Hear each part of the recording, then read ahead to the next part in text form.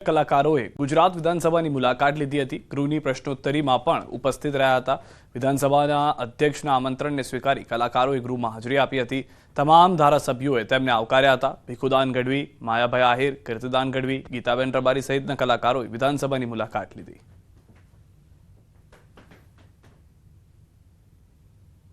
અમારો તો કોઈ વિષય નથી, બસ જાણીને ખૂબ આનંદ થઈ ગયો। લોકો ગુજરાતના વિકાસ માટે ખૂબ સારી પ્રશ્નોત્તરી કરી રહ્યા હતા, એટલે એ જાણીને ખૂબ આનંદ થયો। અમે તો ફક્ત શુભેચ્છા મુલાકાત માટે આવ્યા હતા, બાકી તો જાજુ અમને કશું ખબર નથી, કેમ કે અમારો વિષય ગાવાનો છે। આ વાત મુકાતી હોય છે, એના જવાબ કેવી રીતે મળતા હોય છે અને બધા કેવી રીતે કામ થાય, કઈ જગ્યાએ કયા ખૂણામાં ગુજરાતને કયું કામ થાય છે, ક્યાં પાણીની જરૂર છે અથવા તો એ ક્યારે થવાનું છે, એ બધું જાણ્યું, મહેમાનગતિ માણી અને આનંદ આવ્યો। નર્મદા તો માટે જો વચ્ચે માતાજી કરે નર્મદા દેવી તો એ આવી જાય, આ બાજુ સરકાર પ્રયત્ન કરે ને ભગવતી એને મદદ કરે તો બહુ સારું। દરેક માણસોના જીવનને પાણીનો પ્રશ્ન મટી જાય એમ।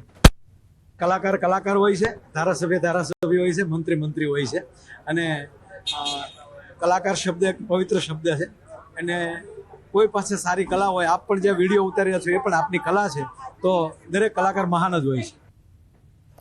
ગોધરા તાલુકાના કાંકણપુર પંથકમાં સિંચાઈના અભાવે 450 હેક્ટરમાં બાજરી અને ડાંગરનો ઉભો પાક સુકાઈ રહ્યો છે। પાનમ કેનાલનું પાણી નહીં મળતા ખેડૂતો મુશ્કેલીમાં મુકાયા છે। પાનમ કેનાલના સેક્શન 26 અને 27R ખેડૂતને માત્ર 5 જ દિવસમાં પાણી મળ્યું। સિંચાઈ વિભાગના કર્મચારીઓ ફક્ત ખોટા આશ્વાસન આપતા હોવાના દાવા સાથે ખેડૂતોએ આક્રોશ વ્યક્ત કર્યો। રોષે ભરાયેલા ખેડૂતો સોમવારે કલેક્ટર કચેરીએ પહોંચ્યા, આવેદનપત્ર આપ્યું અને જવાબદારો સામે પોલીસ ફરિયાદ કરવાનું અલ્ટિમેટમ આપ્યું। આગામી 2 દિવસમાં કેનાલમાં પાણી નહીં આપે તો ખેડૂતોએ ધરણા કરવાની પણ ચીમકી ઉચ્ચારી છે।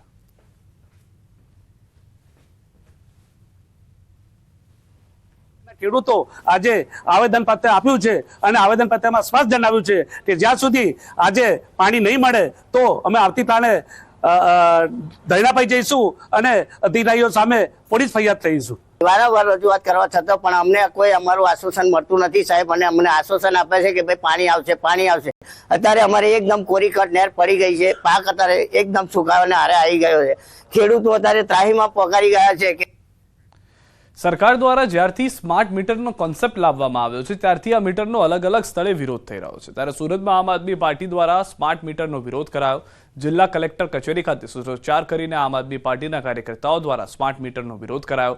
સાથે જ ગરીબ અને મધ્યમ વર્ગના લોકોને ત્યાં સ્માર્ટ મીટર લગાવવાની કામગીરી હાથ ન ધરવામાં આવે તે બાબતે આવેદનપત્ર આપીને રજૂઆત કરવામાં આવી।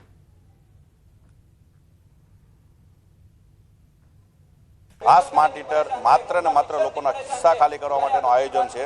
હાલની પ્રમાણે તમામ વીજ મીટરો સારી રીતે કામ કરે છે અને તમામ વીજ કંપનીઓ BGVCL હોય કે PGVCL હોય કે તમામ વીજ કંપનીઓ નફો કરે છે। એનો મતલબ છે કે કોઈ પણ પ્રકારની વીજ મીટરોમાં ખામી નથી, પરંતુ લોકોના ખિસ્સામાંથી એડવાન્સમાં રૂપિયા લેવાના નામે લોકોને સ્માર્ટ મીટર આપવામાં આવે છે। ગરમીમાં કેન્ડી અને આઈસ્ક્રીમ ખાતા પહેલા ચેતી જજો। પંચમહાલ કાલોલમાં એક્સપાયરી કેન્ડી ગ્રાહકને પધરાવાઈ દેવામાં આવી। મેવાડ આઈસ્ક્રીમની દુકાનમાંથી લીધી હતી કેન્ડી। ગ્રાહક દ્વારા 20 જેટલી કેન્ડી લઈ જવામાં આવી હતી, જેનો સ્વાદ અલગ જણાતા તારીખની ચકાસણી કરતા એક્સપાયરી ડેટ હોવાનું ધ્યાને આવ્યું। ગ્રાહકે મેવાડ આઈસ્ક્રીમ શોપ ખાતે જઈ હોબાળો મચાવી કરી રજૂઆત। કાલોલ નગરપાલિકા દ્વારા કેન્ડીના સેમ્પલ લઈ તપાસની ગતિવિધિઓ તેજ કરાઈ। દ્વારકામાં હોળી ઉત્સવને લઈને તંત્ર દ્વારા અમુક રૂટ બંધ કરાતા વેપારીઓમાં રોષ જોવા મળ્યો છે। વેપારીઓએ દુકાનો બંધ કરી રસ્તા પર રામધૂન બોલાવી।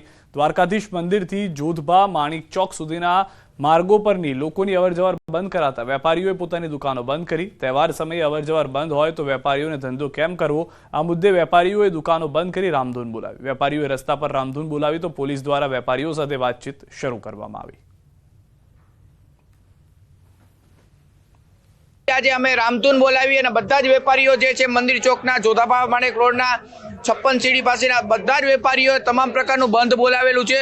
અને આ બંધ દ્વારા અમે તંત્રને એવું કહેવા માંગીએ છીએ કે તમામ પ્રકારના જે બેરિકેડ છે તેને હટાડી અને સેવા અમારા માટે વેપારીઓ માટે ઉજળી તકો કરવામાં આવે। ભરૂચ એસટી વિભાગે હોળી ધૂળેટીના તહેવારને લઈને એક્સ્ટ્રા બસો મૂકી છે। શ્રમયોગીઓને તેમના વતન જવા માટે આજથી 3 દિવસ 90થી વધુ એક્સ્ટ્રા બસો સંચાલન કરવામાં આવશે। રોજિંદા 30 વાહન થકી 3 દિવસ સંચાલન હાથ ધરી અંદાજિત 90થી વધુ બસોનું આયોજન હાથ ધરેલ છે। એસટીના સૂત્ર એસટી આપના દ્વારે હેઠળ જો શ્રમયોગીઓ તરફથી કે તેઓના કોન્ટ્રાક્ટર તરફથી આખી બસના મુસાફરો હશે અને તેઓ તેમના સ્થળ ઉપર બસની માંગણી કરશે તો તે પણ અત્રેથી તેઓને આપવામાં આવશે.